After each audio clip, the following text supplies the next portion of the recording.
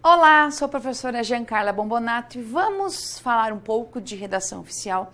Só que o assunto da aula de hoje é em relação à sintaxe. Como assim? Quando a gente trabalha com questões de redação oficial, como a redação oficial, lógico, é a produção de um texto, que vai sempre ter algum tipo de objetivo, então a redação dos textos tem que estar muito bem organizada. Então você tem que ter uma redação clara, por quê? Nós temos dois atributos bem importantes que nós temos no manual mesmo, que é a clareza e a concisão. Então, como é que eu vou fazer para que haja clareza? Existem várias formas de garantir a clareza. E um dos critérios uma das formas importantes de você garantir isso é que a frase esteja bem escrita, bem articulada, bem organizada. E para isso não tem jeito, tem que sim ter em mente regras de sintaxe, especialmente regras de frase, estruturação de frase, concordância, regência, pontuação, estruturação de uma frase. Então, é muita coisa no meio do caminho. Qual o seu cuidado? Claro que você pode ter questões que cobrem diretamente a sintaxe, outras questões que fazem aquelas questões genéricas, assim, ó, julgue se o trecho está adequado para compor um texto oficial. Um dos erros é a estruturação da frase. Pode haver também um tipo de questão em que ela peça diretamente qual opção existe uma clareza em relação ao texto oficial. Então, há muita coisa que você pode ter sobre a redação oficial vinculada à sintaxe, bastante mesmo. Claro que eu não vou falar aqui nessa aula tudo de sintaxe, até porque é muita coisa. Eu vou destacar aqui alguns pontos mais importantes. No seu material aí você tem um pouco mais detalhada a parte de... Todas as informações estão mais detalhadas. Então eu vou destacar alguns pontos importantes, mas tudo amarrado à sintaxe vai ser cobrado, especialmente quando tem a ideia da semântica como ambiguidade, que é o duplo sentido, construções que sugerem várias leituras, que elas foram tão mal construídas que você não tem uma clareza se é ou se não é. Então tudo isso interfere na parte de estrutura, interfere na parte de estruturação em relação a um texto oficial. Tem que ter muito cuidado quanto a isso. Beleza. Então, começando aqui, ó, esse título aqui é um título que já vem do próprio manual. Ele começa bem assim, ó, problemas de construções de frases. Então, o manual já traz uma informação aqui. Eu sugiro que você faça uma leitura bem aprofundada dessa parte do manual. Leia, pelo menos.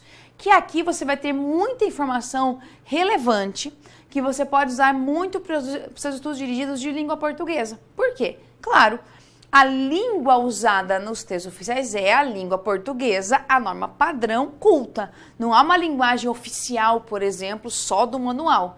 Então, o manual usa todos os atributos, características, regras da gramática, da sintaxe, para usar isso no próprio manual. Então, vale a pena você ler o manual, olhar as regrinhas. E o manual é legal que ele traz vários exemplos práticos, assim, certo e errado, certo e errado, certo e errado.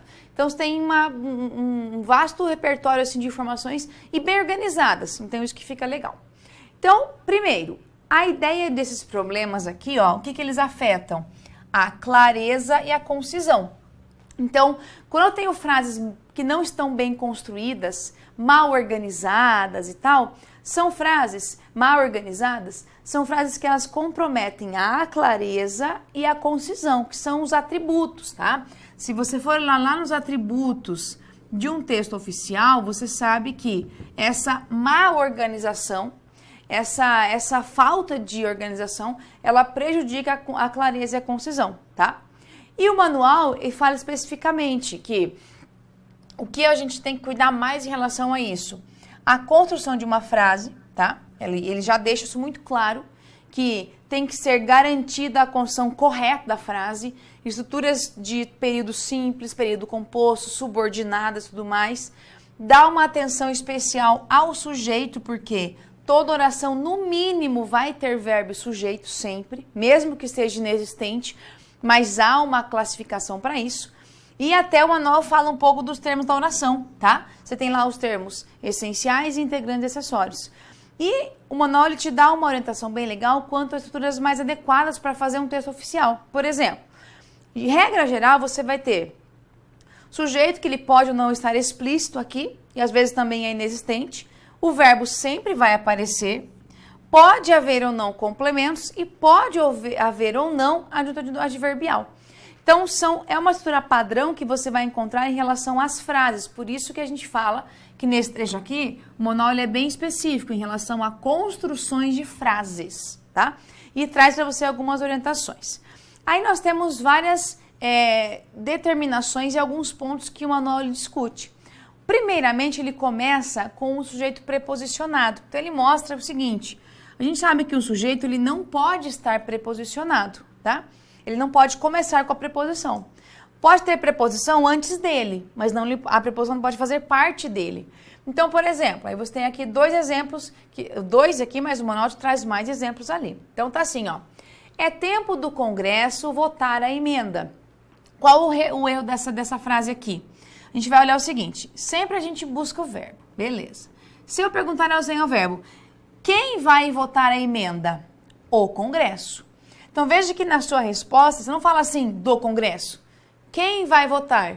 O Congresso. Então, a resposta é aqui, ó, o Congresso. Por esse motivo, esse de não faz parte do sujeito. Então, nesse caso, não deveria estar do.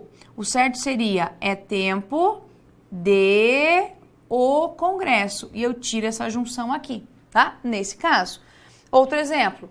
Apesar das relações entre os países estarem cortadas. O que é que está cortada? As relações. Não é das relações. Então, veja que é a mesma lógica. Quando você faz a pergunta e responde, esse de não faz parte. Então, aqui seria apesar de as relações. Por que isso acontece? Porque o Congresso é sujeito desse verbo, as relações é sujeito deste verbo aqui. Então, esse é um exemplo de sujeito preposicionado que compromete a construção correta de uma frase. Também temos frases fragmentadas. Também tem só um exemplo aqui no quadro. Você tem algum no seu material e o manual também traz muitos outros exemplos. Então, aqui, ó. O programa recebeu a aprovação do Congresso Nacional, depois de ser longamente debatido. Quando você fala isso, parece que não tem problema nenhum. Aqui eu coloquei um ponto final. Ponto final marca o quê? Final. Então, se marca o final, eu encerrei o meu período ali. E não. Pela leitura, eu vi que eu continuei aqui a informação. Então, qual seria o certo? Vírgula aqui e depois. Ou sem a vírgula também, tá? Mas eu não posso colocar um ponto, porque depois de ser longamente debatido, continua aqui o que foi dito antes. Tem uma dependência, é subordinado ao que foi dito antes. É uma oração subordinada, então eu tenho que colocar para cá. Não posso colocar um ponto final, porque essa expressão aqui depende dessa para existir. Então, aqui é um exemplo de frase fragmentada, quando você coloca ponto onde não pode, ponto e vírgula e não pode. Então, isso é um exemplo de frase fragmentada que faz o quê? Compromete a construção das frases. Então, aqui também é uma forma que você tem que ter um cuidado. Outro exemplo em relação ao paralelismo. O que é o paralelismo? Construções que têm que seguir uma mesma estrutura. Existem várias formas de paralelismo, tá? Várias. Aqui eu trouxe só um exemplo, o manual tem vários exemplos. Olha, para você entender o que é o paralelismo. Pelo ofício circular, recomendou-se aos ministérios economizar energia e que elaborassem planos de redução de despesas. O que você percebe aqui? Ó? Eu tenho um E, tá? Esse E liga duas informações. Liga a que palavra? Ó? Recomendou-se a quem? Aos ministérios. Recomendou-se o quê? 1. Economizar energia. 2. Que elaborassem planos. Então, aqui, ó, o verbo recomendar, ele tem duas ramificações aqui, ó. Recomendou-se isso e recomendou-se isso. Então, eu tenho duas estruturas ligadas ao verbo recomendar. Se você for olhar em paralelo, ó, se eu reproduzir aqui para você, fica assim, ó. Recomendou-se. Aí você tem lá economizar. Você vai ter um verbo que está no infinitivo. E recomendou-se que elaborassem. Então, a primeira estrutura, nós temos um verbo no infinitivo. Na segunda, o que e um verbo conjugado. Então, ou você coloca os dois verbos no infinitivo, ou coloca os dois verbos conjugados, para ficar no paralelo. Então, por exemplo, recomendou-se economizar e elaborar planos de redução. Seria uma das possibilidades. E elaborar planos de redução, que daí você tem assim, o primeiro começa com o verbo no infinitivo e o segundo o verbo no infinitivo. Ou recomendou-se que economizassem e elaborassem. Também poderia fazer isso. Mas veja que isso aqui é um erro de construção, tá? Compromete sim, porque o manual traz isso como determinação. Se houver isso numa frase, claro que é um erro gramatical. Comparação. Olha essa comparação aqui. O salário de um professor é mais baixo, estou falando do salário, do que um médico? Não, né? Imagina um médico, né? A pessoa, não é. Eu quero comparar o salário de um professor com o salário de um médico. Se eu deixar é mais baixo do que um médico, vou pegar o médico, a altura dele, o salário é mais baixo que ele. Não é isso. Qual seria o certo? O salário de um professor é mais baixo do que o de um médico. Eu posso deixar a palavra salário subentendida aqui, ó, né? Aqui, ou escrever, não tem problema. Mas para eu mostrar que essa comparação é entre salário e não salário e altura de alguém, por exemplo. Então, erro de comparação aqui, muito comum. E a comparação, ela, claro, existe sempre no contexto, né? Você tem que saber que tem dois elementos a serem comparados. Muito bem. Temos também algumas situações em relação à ambiguidade, tá? A ambiguidade é quando você provoca duplo sentido. Então, olha aqui. O ministro comunicou a seu secretário que ele seria exonerado. Aí, vamos lá. O meu problema é esse seu aqui, ó, e depois esse ele, tá? Esse seu não, esse ele aqui. Por quê? O ministro é uma palavra, é um substantivo, secretário, outro substantivo. Então, esse ele poderia muito bem retomar tanto o ministro quanto o secretário. E agora? O que eu faço? Aqui eu tenho um problema de ambiguidade, porque agora eu não sei quem vai ser exonerado. O ministro ou o secretário? Não sei. Então, eu tenho um problema de construção. E não é somente eu trocar uma palavra pela outra, por exemplo. Como é que eu poderia fazer? O ministro comunicou... Aí você pode fazer uma variação, por exemplo. Comunicou a própria exoneração a seu secretário. Se eu falar própria exoneração, eu sei que é de quem? Do ministro. Então, a ambiguidade, especialmente com ele, tá? Então, esse tipo de pronomes, pronome ele, seu, sua, são pronomes que eles valem para qualquer substantivo. Então, ele retoma qualquer substantivo no singular e no masculino. E não tem esse negócio de perto ou longe, tá? Não existe. Perto e longe é este, esse, aquele, aí tem perto e longe. Aqui não tem. Então, esse tipo de construção, claro que ele vai trazer um problema sério, porque daí você não sabe quem é que foi exonerado. Então, a ambiguidade é um erro gravíssimo em qualquer texto oficial. Porque a ideia do texto oficial qual é? Dar uma informação. Se você não é claro o suficiente, a informação não chega de forma adequada. E claro que isso pode causar muitos transtornos. Muito bem. Outro caso é de concordância, tá? Aqui, você vai lembrar da regra geral. Você tem que buscar lá na parte do português. E o manual traz um monte de informações bem interessantes. Tanto da ambiguidade, traz vários exemplos de como pode acontecer a ambiguidade, com pronome relativo, com pronomes demonstrativos. Traz um monte de exemplo ali que vale a pena você dar uma lida. Você vai perceber que tem bastante informação aqui. E a concordância também ela traz alguns exemplos. O que você vai lembrar aqui de forma geral? Concordância diz respeito a concordar dois termos. Então, a regra geral é assim. Concordância verbal, você tem um verbo que concorda com quem? Com o sujeito. Há uma relação verbo e sujeito e o verbo concorda com o sujeito. Então, se eu tiver um sujeito no singular, verbo fica no singular. Sujeito no plural, verbo no plural. Vou destacar aqui alguns pontos para você depois estudar com calma, tá? Da concordância verbal. Um deles, você vai estudar com calma, é a ocorrência dos verbos impessoais, especialmente o verbo haver, que ele fica no singular, por mais que pareça plural. Então, dá uma atenção especial lá para esse verbo aqui.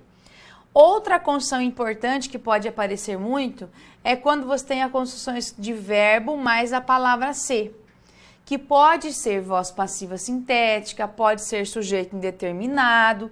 Então, há várias condições que nós temos aqui, tá? E outro caso também é quando nós temos aqueles casos de dupla concordância, tá? Por exemplo, expressão partitiva mais plural, eu posso colocar tanto singular quanto plural o meu verbo. Então, são alguns casos bem importantes que eles geram muita dúvida, tá? Aqui sempre gera dúvida, aqui sempre gera dúvida e aqui também. Então, são 3 casos importantes que podem aparecer e já foram objetos de provas em vários momentos. Então, tem um cuidado bem em relação a isso daqui.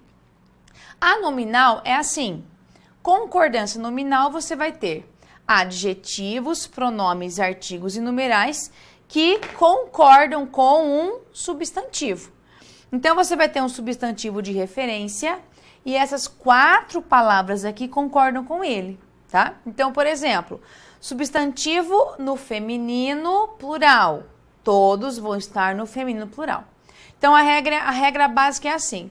As regras de flexão verbal se limitam muito ao emprego de singular ou plural. Então, concordância verbal, você vai ter praticamente questões que cobram a flexão do singular e do plural. Na concordância nominal, você vai ter 2 tipos de cobrança, tá? Além de ter a cobrança singular ou plural, você vai ter a cobrança feminino ou masculino, tá? Que são também algumas formas de cobrança. É a base da concordância verbal e nominal. E é importante que você entenda que cada uma tem uma regrinha e nós temos, claro, vários casos importantes de exceção. Então, vale a pena, você estuda para português, estuda para redação, que nos erros mais comuns de uma prova discursiva é a falta de concordância, e estuda também para questões que envolvem a redação oficial. Então, já mata 3 coisas em uma só. Aí temos também a regência. Ó, da regência da pontuação, eu nem coloquei muita regra aqui, porque nós temos 50 milhões de regras, tá? O que é que você vai lembrar aqui? A regência está ligada especificamente ao emprego das preposições, tá? Então, o que você vai cuidar? Se nós temos o emprego das preposições, você tem que saber especificamente quando usar uma preposição, de onde ela vem, para que ela serve. Então, toda a parte de regência, tanto verbal quanto nominal, que nós podemos ter aqui, ó, a regência, ela pode ser verbal, então nós temos verbos que exigem preposição, e pode ser nominal. Aí você vai ter um substantivo, um adjetivo, um advérbio que exige a preposição. Então, tem que ficar atento muito a essa parte da regência aqui. Mas vai que você usa os conhecimentos de regência do português, passa para cá, para a parte de redação oficial. Pontuação, a mesma coisa. Claro que o erro clássico, universal, que mais vai gerar problema é o emprego de vírgula, tá? Então, você sabe que aqui você vai ter muita coisa sobre vírgula, então o que mais vai aparecer. Mas também podem aparecer questões que envolvam emprego de ponto e vírgula, travessões, 2 pontos, tem muita coisa no meio do caminho. Claro que o mais comum é o emprego da vírgula, sim. E por fim temos a semântica. A semântica diz respeito a significado. Então a semântica ela tem uma ligação muito rápida, direta com a clareza. Porque se eu tenho um texto que ele não tem sentido correto, adequado, comprometo a clareza de um texto. Então, nós temos problemas de clareza quando falta, tem ambiguidade, então quer dizer que promete a clareza, problemas de construções de frases que geram duplo sentido, repetições desnecessárias, também você tem que ter um cuidado. Quando houver a necessidade de não repetir, tem que fazer o uso desses recursos. Então, tudo que for necessário, ele exagera e compromete um texto. E tem uma coisa importante que o manual fala que é o seguinte, né? Ele tem várias recomendações para a parte da semântica, é bem amplo aqui. O que você vai destacar? O manual não é alheio, ou seja, não está contra as transformações da língua. Então, se houver alguma mudança na língua que foi incorporada à gramática, você pode usar sem problema nenhum. Mas, por exemplo, emprego de gírias, expressões que são muito da fala, da coloquialidade, da informalidade, não cabem aqui no texto oficial. E estrangeirismos. A reclamação é que só se use uma palavra estrangeira se realmente for necessário. Não há uma correspondência no português, não tem tradução, nada. Então, se houver a necessidade, Se houver essa necessidade, aí sim pode ser usado algum tipo de estrangeirismo.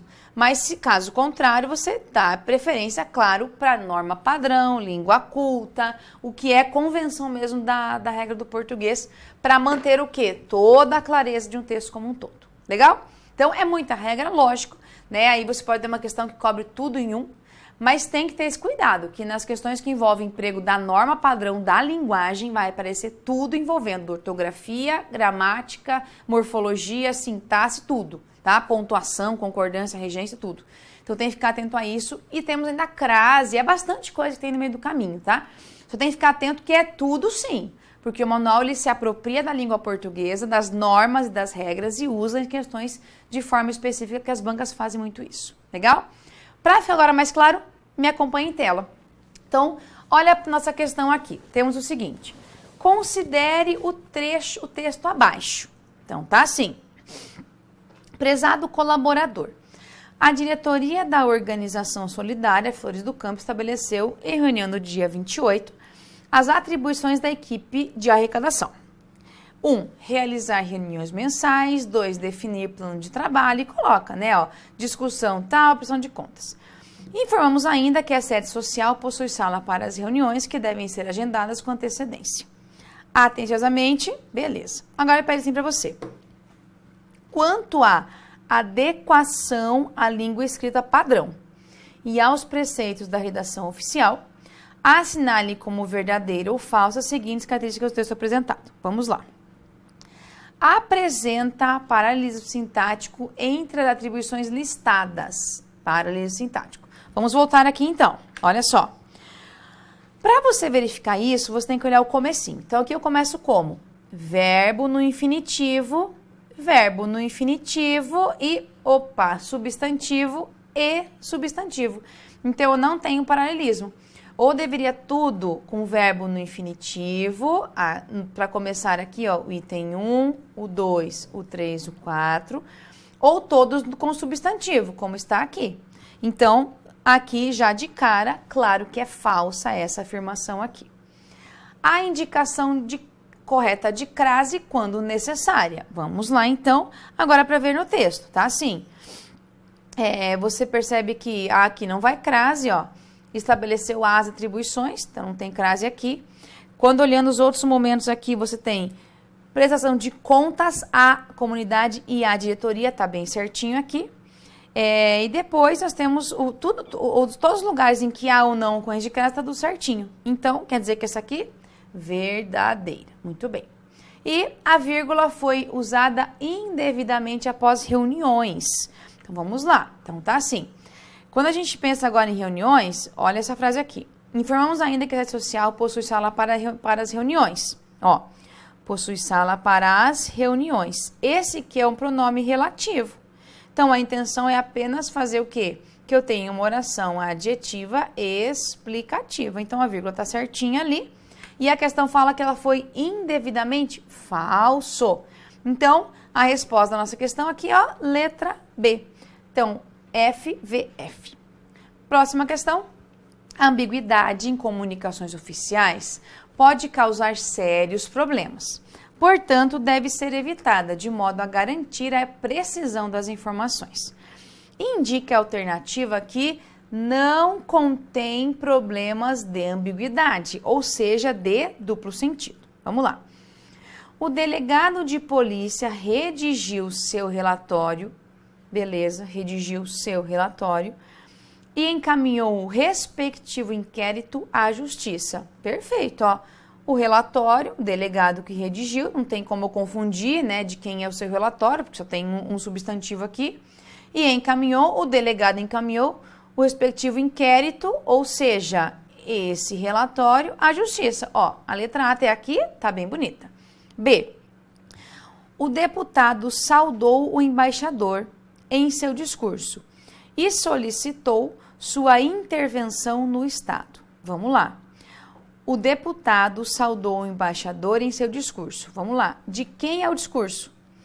O deputado que fez o discurso ou o embaixador? Vamos lá. E agora? Eu não sei. Então, aqui eu gerei um duplo sentido. Eu tenho as duas formas de leitura. Então, não dá para eu saber a letra B aqui. C.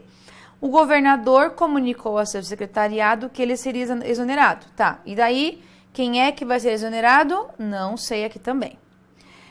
D. Roubaram o computador do gabinete em que eu costumava trabalhar. E agora? Roubaram o computador do gabinete, ó, o computador do gabinete em que eu costumava trabalhar. E agora? Primeiro que eu tenho roubaram, que é indeterminado, eu não sei quem foi que roubaram. E outra, eu costumava trabalhar no computador, no gabinete, então eu não sei agora qual é a minha informação. Gerou mais de uma leitura, você tem o quê? Problema de ambiguidade. A única em que não há realmente é a letra A. Próxima questão. Considere o manual de redação e assinale a alternativa que apresenta um erro referente à concordância verbal. Então, nós temos um erro referente à concordância verbal. Vamos lá. A. Se o sujeito for simples, isto é, se tiver apenas um núcleo, com ele concorda o verbo em pessoa e número. Perfeito. O verbo concorda com quem? Com o núcleo do sujeito. Maravilha. Então, tá certo, que ele fala que é um erro. B. Quando o sujeito for composto, ou seja, possuir mais de um núcleo, o verbo vai para o plural e para a pessoa que tiver primazia, na seguinte ordem. A primeira pessoa tem prioridade sobre a segunda e a terceira. A segunda sobre a terceira, na ausência de uma outra, o verbo é a terceira pessoa. Perfeito. Meu Deus, o que é isso aqui? Isso aqui, se você for lá no manual, é isso que ele traz. Ele é uma cópia fiel do que traz o manual, tá? Então, tá bem certinho aqui. C. Há dois casos de sujeito inexistente. Com verbos de fenômenos meteorológicos e em que o verbo haver é empregado no sentido de existir ou de tempo transcorrido. Não há só dois casos de inexistente, tá? Nós temos também vários casos. Esses são, claro, alguns deles. Muito bem. Mas ainda tem o verbo ser, quando indica horas, tem o verbo fazer, quando indica tempo. Então, não é somente isso daqui. D. Por desuso do pronome vós e respectivas formas verbais no Brasil, tu e leva o verbo para a terceira pessoa do plural. Por exemplo, tu e o teu colega devem e não deveis. É verdade, tá? Realmente o vós é praticamente algo que não se usa muito mais. Então aqui, ó, letra C é um erro referente à concordância verbal, ou seja, não há apenas dois casos, existem outros casos referentes à concordância verbal. Próxima questão. Considerando os preceitos da redação oficial, quanto à regência verbal, assinar a alternativa correta. Vamos lá, então. Os acordos provenientes da gestão de orçamento implicam na divisão de trabalho por turno com descanso semanal. Ele quer que você marque o quê? Alternativa correta. Aqui vai implicar. Quando vai implicar é na ideia de consequência, implicam a divisão e não na divisão. Então, tá errado aqui. B. A coordenação do setor informa a categoria de servidores acerca da existência. Então, ó, quem informa alguma coisa a alguém. Perceba que eu tenho um problema aqui. Eu tenho a com crase, quer dizer que tem preposição, e acerca da também tem preposição. Então, eu tenho dois objetos indiretos. Não posso. Eu poderia fazer assim, ó. Informa a categoria, para manter essa crase, ficaria como? A existência de material, tá? Então, eu não posso ter dois termos preposicionados, dois objetos com preposição ligados ao mesmo verbo. C. Os servidores do setor de coordenação declinaram a oferta de aquisição de materiais que não constavam na requisição. Declinaram da oferta, tá? Então, veja que nós temos aqui mais o problema de regência. Letra D. A divisão de recursos oriundos da administração superior obedece ao cronograma, perfeito, obedece a alguma coisa, de gastos elencados no orçamento do ano anterior. Letra D está perfeita nossa questão aqui, beleza? Então, fechamos aqui. Tem muita questão, tá, relativa a isso, de literalmente emprego de gramática ligada à redação oficial. Então vale a pena e eu sugiro que você leia o manual. Ele tem muito exemplo bem legal, bem claro que você pode usar isso para os seus estudos tanto de língua portuguesa, questão objetiva e prova discursiva e aproveitando, claro, a redação oficial. Tudo bem? Então, bons estudos e até um próximo encontro.